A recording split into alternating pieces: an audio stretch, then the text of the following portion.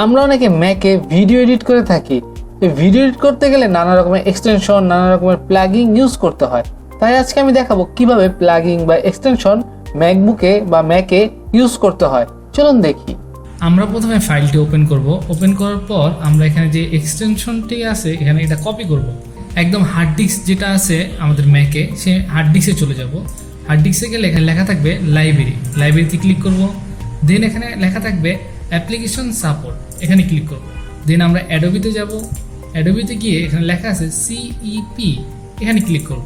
Click করার পর এখানে লেখা আছে এক্সটেনশন, এখানে ক্লিক করব। দেন আমরা এখানে যে কপি করা ছিল সেটা পেস্ট করে দেব।